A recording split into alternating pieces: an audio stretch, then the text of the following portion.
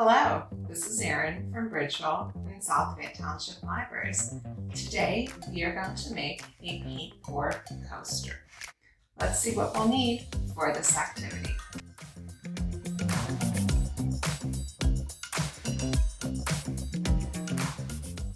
To get started, we are going to take some disposable cups and pour in our paint.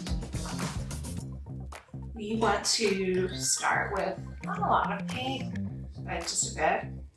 So I'm just going to put a good amount in there. So I just did around that much. And the next step, I'm going to add some glue in there as well. So I'm just going to use some Elmer's glue, and I'll just squirt it on in there. And like I said, I want about a 50-50 ratio. So you can see there, I have a good amount of glue to my paint, and then I'm just going to mix it. I'm going to use the end of a paintbrush to mix mine. And so I'll do that, and then we'll come back to the next step.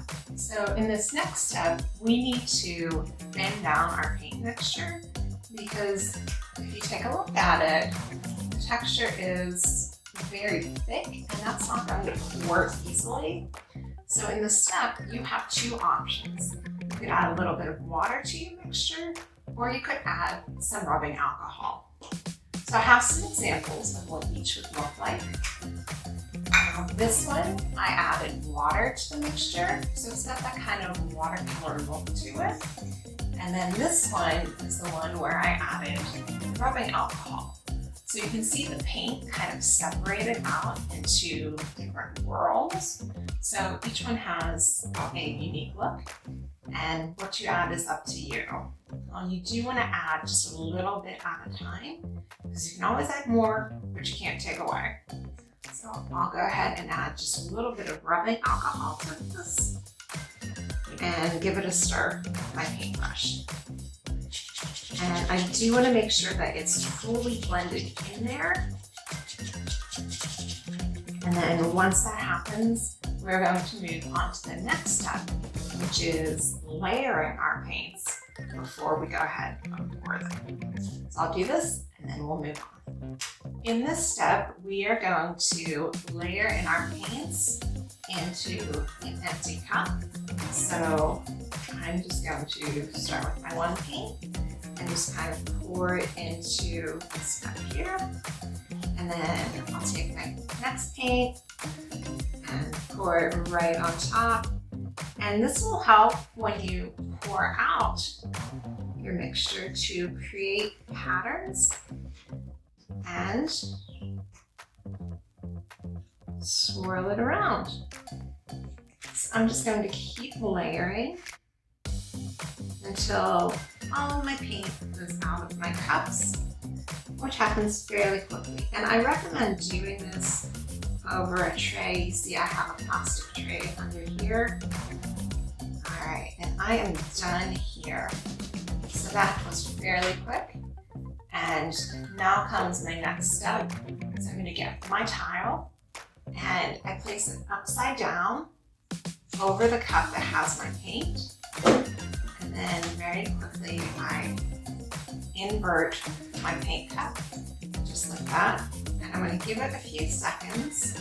And then just place it down. And already I can see paint starting to seep out the edges. So I'll just give it another few seconds, and then lift my cup up. And you can see there's some paint there. I'm just going to swirl it around. And this is the fun part, the messy part as well, where you can kind of make your own design by just swirling it this way and that way.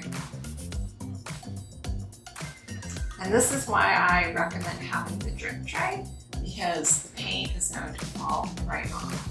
So I'm going to just keep swirling it this way and that.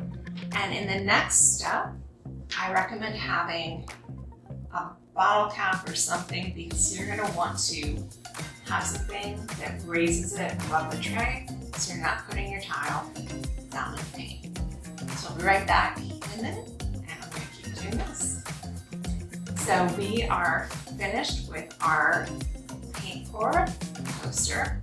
Mine kind of doesn't have a lot of definition. I think it was the colors that I used. But now I want this to sit at least overnight, probably longer, because the paint will take a lot of time to dry. So like I said, I want it to sit out of the paint tray. I recommend a lid or just some kind of thing that will make it sit up and give it room for the paint to pour off of the tile. And that's pretty much it. If you want, you can, once it's dry, give it a coat of Mod Podge or some kind of sealant.